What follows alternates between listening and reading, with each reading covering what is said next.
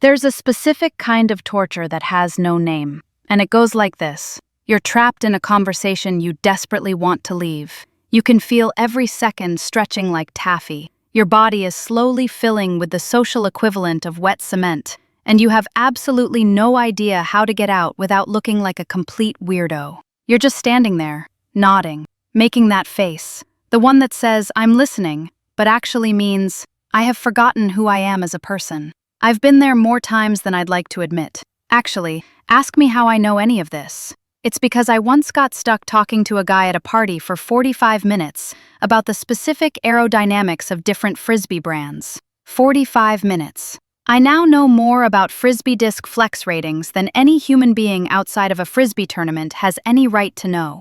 That was the day I decided I needed an exit strategy. Turns out, there's a whole psychology behind why conversations get awkward in the first place, and more importantly, why certain moves end them almost instantly. And once you know how this stuff works, you're basically holding a cheat code that most people never even knew existed. Okay, so here's the first thing. Awkward conversations don't feel awkward because the topic is bad. They feel awkward because there's a mismatch in conversational energy. One person wants out, the other doesn't know it, and now both of you are running on this background hum of tension that neither person is addressing. It's like when your laptop fan starts screaming, but you both just keep pretending it's fine. The conversation becomes about managing the awkwardness instead of actually talking, which makes it worse, which makes the exit harder, which makes it worse again. It's a beautiful little spiral. And here's the thing nobody told you. You don't need to wait for a natural ending. There is no natural ending. Conversations don't end, they just get abandoned.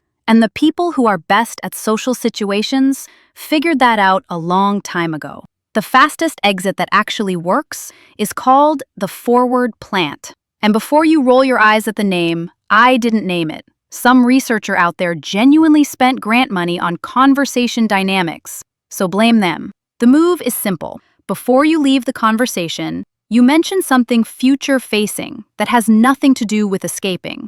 I've got to go find my friend, but I want to hear how that thing turns out. Or, I need to grab water, but send me that link later. You're not slamming a door, you're leaving it open. And weirdly, that makes leaving feel less like a rejection and more like a pause. The other person's brain registers it as a continuation, not a termination, and the tension just evaporates. Why does that work? Because a huge chunk of awkwardness in conversation endings comes from something called closure anxiety. Your brain and their brain both hate open loops. If you just drift away or give a vague, "anyway," the other person's head fills in the blank with whatever's worst, which is usually, "they hate me," or "I said something weird." The forward plant closes the loop for them. It gives the interaction a shape. Their brain relaxes. Yours does too, honestly, because you're not just bolting like a squirrel that saw a dog.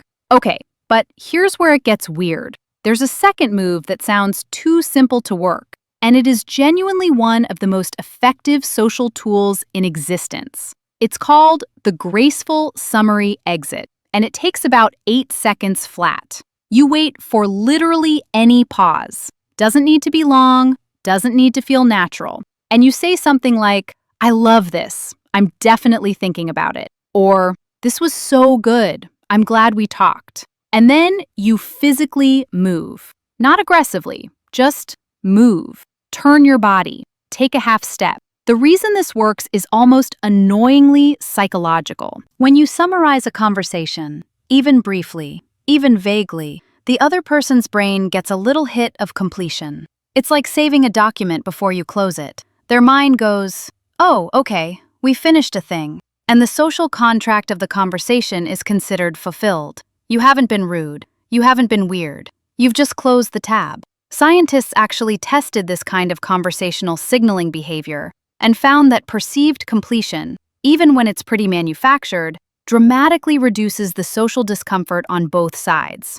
It's tenser than a group chat where someone types, "We need to talk," and then goes silent for 4 hours. That ending of a conversation. But this move diffuses it in under 10 seconds. And that's not even the unhinged part. The unhinged part is that most people think the awkward conversation is a them problem. Like they did something wrong, or they're not charming enough, or they don't know the right words. But researchers who study conversation flow, and yes, this is a real field of study because humans are ridiculous, found that awkward endings happen most often not because of what's said, but because of what's not said. Silence reads as rejection. Drifting reads as disinterest. Neither person wants to be the one who ends it because ending it feels like losing. So you both just stand there, held hostage by politeness, slowly becoming frisbee disc experts. The people who never seem stuck in conversations aren't smoother or more charismatic. They're just willing to be the one who closes it. That's the whole secret. The willingness to end the loop on purpose, with intention, so nobody has to sit in the ambiguity spiral. Speaking of your brain betraying you, there's one more trick that's probably the weirdest one, and it's the one I use the most. It works on the psychological principle of giving someone a job. Instead of just leaving a conversation, you assign the other person a tiny, low-stakes task. Hey, you should really check out that show. Let me know what you think. I'm gonna remember you said that. Don't let me forget next time we talk. It sounds small, but it's operating on something your brain does automatically. When you're given a role in a future interaction, your brain shifts into planning mode. And planning mode is incompatible with the part of your brain that's running the awkward conversation loop. Their attention gently pivots, the energy shifts, and you can exit cleanly into that gap like a cat slipping through a door. This works best in combination with anything else on this list. Forward plant plus job assignment is genuinely a two-step move that exits almost any conversation without a trace of weirdness. It's the social equivalent of an illusionist making you look at their left hand. By the time you process what happened, they're already gone.